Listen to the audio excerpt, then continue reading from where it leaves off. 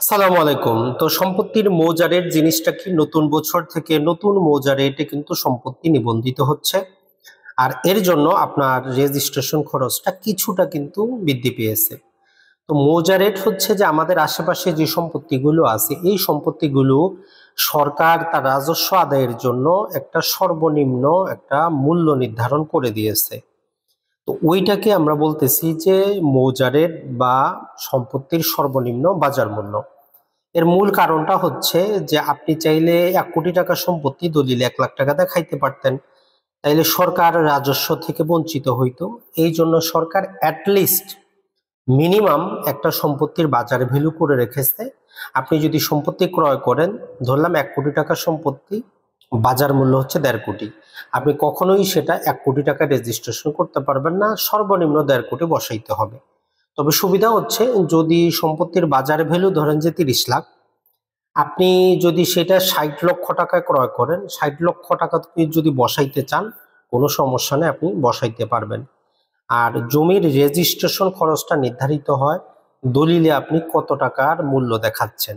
তো এই ক্ষেত্রে নানা প্রকার প্রতারণা হইতো। তো এই জন্য সরকার নির্ধারণ করে দিয়েছে যে সর্বনিম্ন এই মূল্যটা দলিলে বসাইতে হবে, আপনি কত টাকায় ক্রয় করেন সেটা দেখার বিষয় না। এর চাইতে কম যদি আপনি কোনো প্রকার 2 নাম্বারি করেও সম্পত্তি রেজিস্ট্রেশন করেন, যখন অডিট আসবে তখন কিন্তু কালেক্টর অফিস থেকে স্টাম্প আইন অনুযায়ী আপনার বিরুদ্ধে নোটিশ আসবে, আপনাকে জরিমানাও দিতে হতে পারে।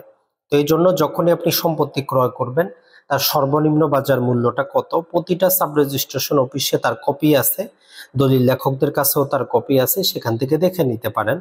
তবে অন অ্যাভারেজ যেটা হয় যে আসলে একবার যেই মৌজা রেটটা নির্ধারিত হয় বাংলাদেশে এখন পর্যন্ত 2 বছর থাকে।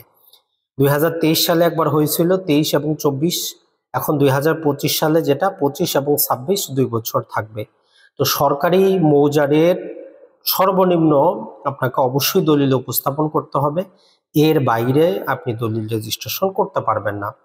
আর দলিল রেজিস্ট্রেশনের খরচ নির্ধারিত হয় বিভিন্ন মানদণ্ডের উপর ভিত্তি করে। আপনি যদি 1 লক্ষ টাকার একটা সম্পত্তি হয়, সেক্ষেত্রে দেখা যায় যে 1% টাকা রেজিস্ট্রেশন খাতে, 1.5% স্টাম্প শুল্ক, এছাড়া স্থানীয় কর, এরপরে চলে আসে আয়কর, এরপরে চলে আসে ভ্যাট, নানা প্রকার ইফি এন্ড ফি মিলিয়ে টোটাল খরচটা নির্ধারিত হয়। তো আমার এই চ্যানেলে একাধিক ভিডিও আছে, আপনারা সেখান থেকে এগুলো জেনে নিতে পারবেন।